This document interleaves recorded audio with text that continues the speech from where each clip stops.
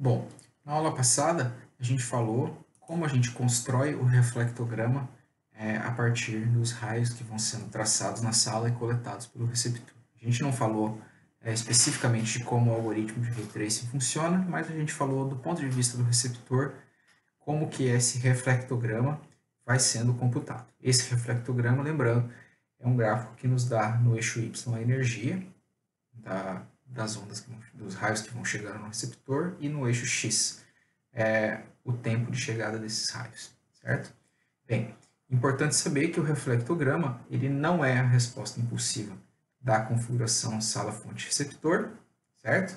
Já que, para calcular a resposta impulso, né, que vai ter informação de fase também, além da energia, a gente precisa das HRTFs, certo? Então, para chegar nas respostas ao impulso, a gente precisa do reflectograma, das direções de chegada e das HRTFs, certo? Note também, né, que cada par fonte-receptor dentro de uma sala vai ter um reflectograma ligeiramente diferente. E claro, se você mudar de sala, você vai ter um reflectograma completamente diferente. Por isso que a gente fala em sistema sala-fonte-receptor nas aulas, no livro, etc. Certo? Porque mudar posição de fonte, posição de receptor ou características como direcionalidade da fonte vão fazer com que esse reflectograma se altere, pelo menos ligeiramente, certo? Mas na aula de hoje, a nossa ideia é falar um pouco mais sobre essas regiões aqui do nosso reflectograma, que é o som direto, o ITDG, as primeiras reflexões e a cauda reverberante, certo? Então, a gente divide esse nosso reflectograma em algumas regiões, porque essas regiões vão ter um pouco a ver com a nossa percepção subjetiva do processo, né, de reverberação ou do processo, né, de auralização dentro da sala. Além do som direto, a gente tem essas regiões aqui, que é o ITDG, que é uma sigla em inglês, que é Initial Time Delay Gap. Esse ITDG é a diferença de tempo, entre o som direto e a primeira reflexão, certo?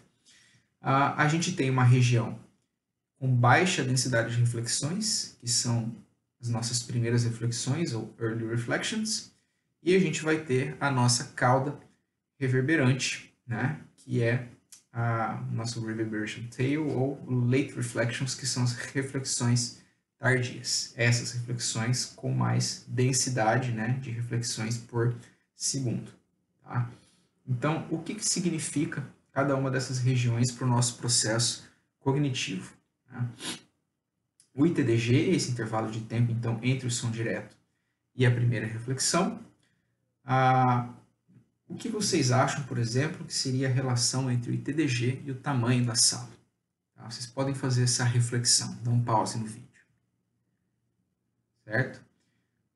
Em geral, quanto maior for a sala, maior vai ser o ITDG. Por quê? Vai demorar mais tempo, né, para a onda percorrer a distância entre a fonte e a superfície, da superfície para o receptor.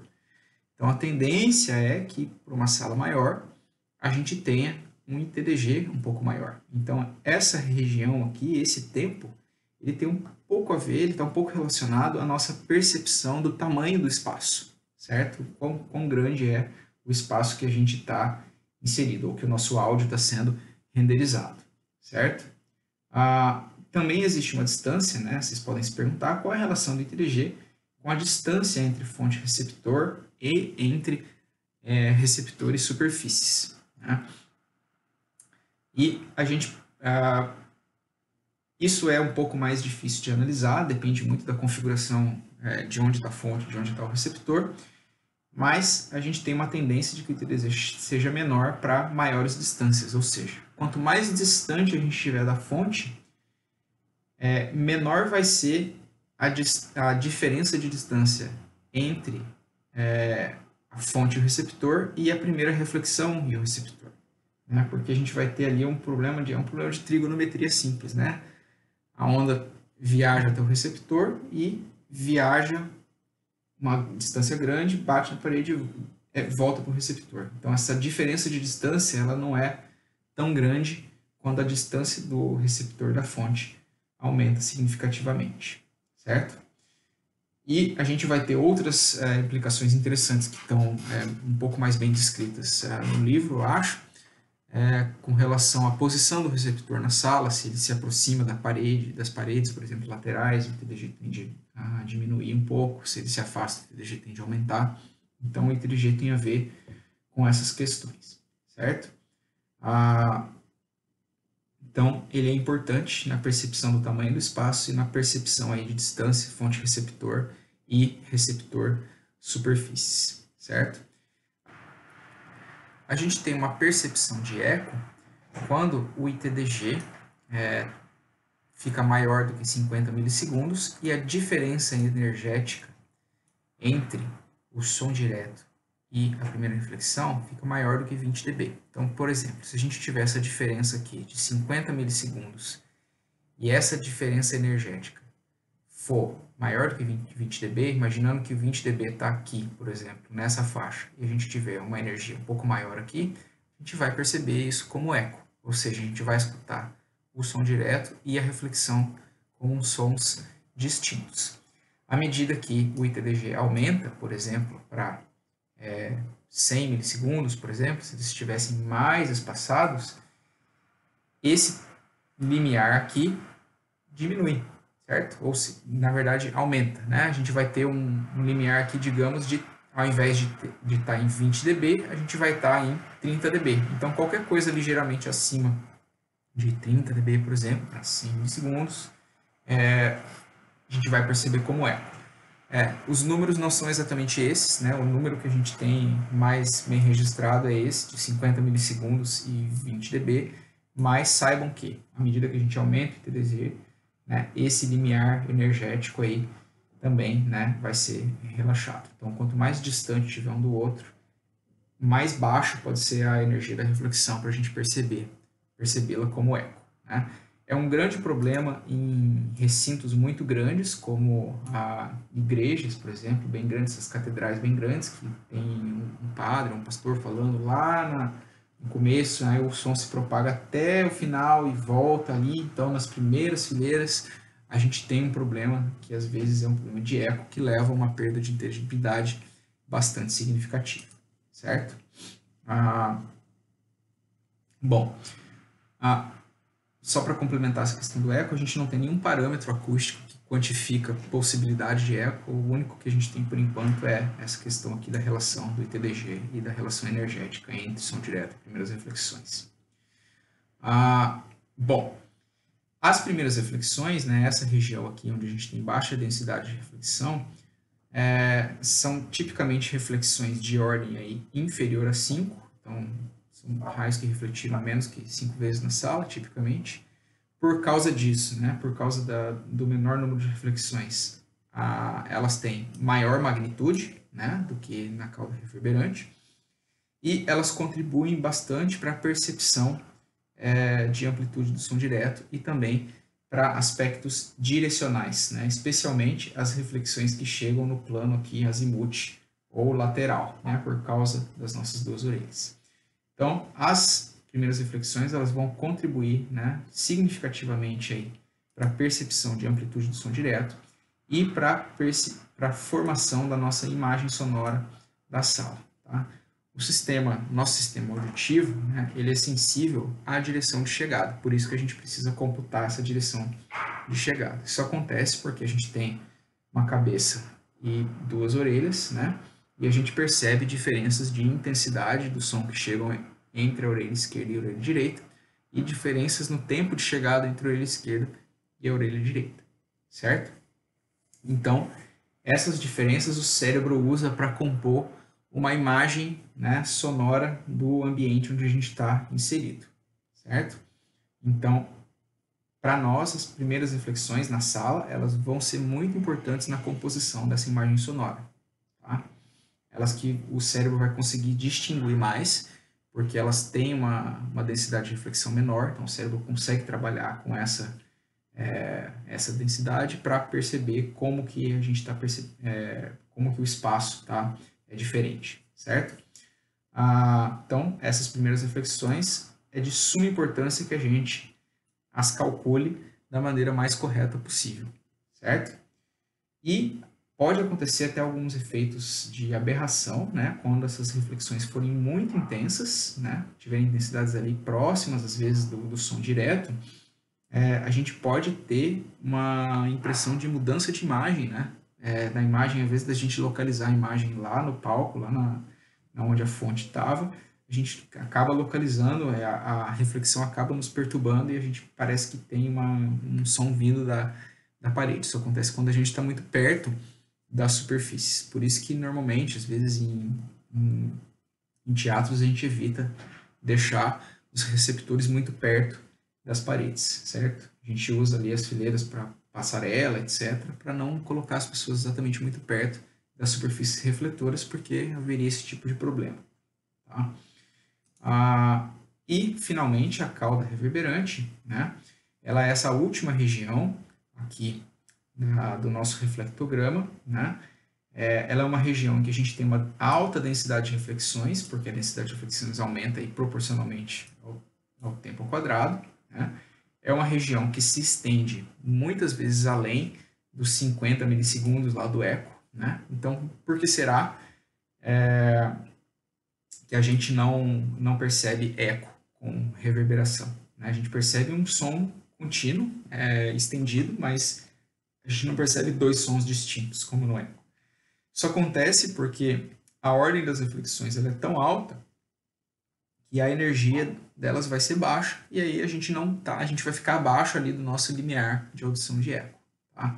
Por causa da ordem de reflexão e por causa até do fato de que as reflexões vão ficar muito juntas uma da outra, certo?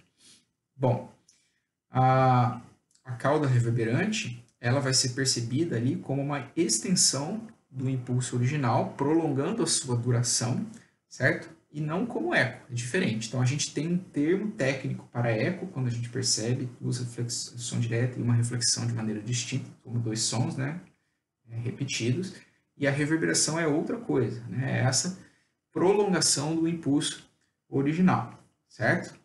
A reverberação, ela pode ter efeitos desejados ou indesejados, né? Por exemplo, uma sala com pouca reverberação, sala de música, por exemplo, com pouca reverberação, vai estar associada aí à falta de suporte da sala para a fonte sonora, o que pode fazer com que o músico ou a pessoa que está falando se esforce mais para provocar uma pressão sonora relativamente forte no receptor, que é ruim, e isso vai estar também associado aí a uma sala que tem um som seco, sem vida, etc. Né? E muita reverberação, por outro lado, né, vai estar associado a uma sala com pouca absorção, né, com pouco amortecimento, e muita reverberação tipicamente leva à perda de inteligibilidade, certo? Então a gente acaba tendo uma perda da capacidade de distinguir um som do outro, o que é muito crítico para a fala, certo? E um bocado crítico para a música, mas isso depende muito do estilo musical, né? Estilos musicais que têm notas mais lentas requerem mais reverberação do que estilos musicais que têm notas normalmente mais curtas, tá? O que acontece no processo de reverberação, a gente já vai ver isso, é que a reverberação acaba mesclando uma sílaba ou uma nota musical anterior com a posterior, certo? E é o que a gente vai ver aqui neste exemplo. Então, o que eu vou fazer agora vai ser tocar esses dois áudios. Tá? Nós temos aqui dois áudios. Um é um sinal anecoico, certo? Gravado em câmara anecoica, portanto, sem reverberação nenhuma. Isso aqui é um trecho de uma fala, certo? Em inglês. E esse sinal aqui é o sinal com reverberação, com bastante reverberação até, certo? Eu vou tocar esse, vou dar um pause no vídeo, já volto. Primeiro áudio, o áudio anecoico. In doing so, he became the founder of modern acoustical engineering. He went on to design the acoustics of Boston Symphony Hall, still considered one of the best halls for music in the world. Segundo áudio, o áudio que tem reverberação. In doing so, he became the founder of modern acoustical engineering. He went on to design the acoustics of Boston Symphony Hall, still considered one of the best halls for music in the world. Bom, o que vocês podem perceber então de diferença entre o anecoico e o sinal reverberado, né? Além da experiência subjetiva aí que vocês escutaram, né, com um áudio com bastante reverberação, o que a gente pode perceber aqui no sinal, se a gente olhar aqui as regiões de silêncio, por exemplo, como essa região e essa região aqui, então no anecoico, né, preenchidas com silêncio, porque não tem reverberação, a sílaba já decaiu, o que a gente pode perceber é que no áudio com reverberação, esse silêncio ele é preenchido pela reverberação, certo? Então nós temos aqui um processo, né, de preenchimento desse silêncio, de continuidade, né, daquela onda sonora que parou abruptamente e que agora o processo de reverberação faz com que ela continue, né? Que é o que a gente explica aqui. A cauda reverberante é percebida como uma extensão do impulso original. Então, uma vez que a fonte para, o processo de reverberação faz com que ela se estenda, né, por um tempinho, certo? Então, esse é o que a reverberação causa, né, numa fala típica aqui, né, num sinal de voz, e no sinal de música é a mesma coisa. Então, vocês podem imaginar que a inteligibilidade da fala diminui. Por quê? À medida que a gente tem sílabas, né, muito perto uma da outra, como é o caso no início aqui do sinal, essas sílabas vão ser mescladas juntas pelo processo de reverberação. Isso faz com que a gente tenha uma perda de inteligibilidade, certo? O mesmo acontece com notas musicais que são tocadas de forma muito rápida, né? E o contrário, né, acontece quando a gente tem notas musicais muito lentas, porque se a gente tiver notas musicais muito lentas, talvez a gente tenha um período de silêncio muito grande. E a gente gostaria de preencher esse período de silêncio grande com alguma reverberação. Isso causa uma boa sensação. O ideal mesmo, né, é que a gente não tenha nem pouca nem muita reverberação, que a gente tenha a quantidade de reverberação adequada à atividade que é exercida naquela sala, certo? E isso a gente só vai conseguir com o tratamento acústico, como a gente vai ver e já está vendo ao longo desse curso, certo? Bom, para ter em mente, né, em resumo, as características do reflectograma, como a sua extensão, a amplitude de cada região, né, do som direto, primeiras reflexões e cauda reverberante, vão ser funções tanto da geometria da sala, né, como das posições fonte-receptor, quanto da absorção e da difusão ou do espalhamento presente no ambiente, certo? Então, o tratamento acústico altera muito as características de cauda reverberante, primeiras reflexões, etc. Tá? Por isso, né, parâmetros como tempo de reverberação variam com a frequência, porque as características do reflectograma vão mudar com a absorção e com o espalhamento, e absorção e espalhamento variam com a frequência. Então, parâmetros como o tempo de reverberação também vão variar com a frequência, que são parâmetros que vão ser extraídos aqui do meu reflectograma. E para a gente ter parâmetros acústicos equilibrados em uma sala, a gente precisa equilibrar a quantidade de absorção e difusão ou espalhamento, certo? E equilibrar não só a quantidade, mas também equilibrar no espectro, na frequência, a gente ter uma quantidade adequada para que a gente não tenha faixas de frequência com muita absorção e faixas de frequência com pouquíssima absorção. Isso implica que a gente tem que usar absorvedores e difusores, principalmente absorvedores com diferenças características de absorção. A gente não pode encher uma sala de material poroso, porque isso faria com que a gente tivesse um excesso de absorção em alta frequência. Então, em alta frequência, a cauda reverberante vai decair muito rápido, mas em baixa frequência ela decai de forma muito lenta e a gente vai ter muita reverberação. Então, a gente tem que equilibrar o uso de absorção, né, na frequência também, certo? Bom, era isso. Até mais.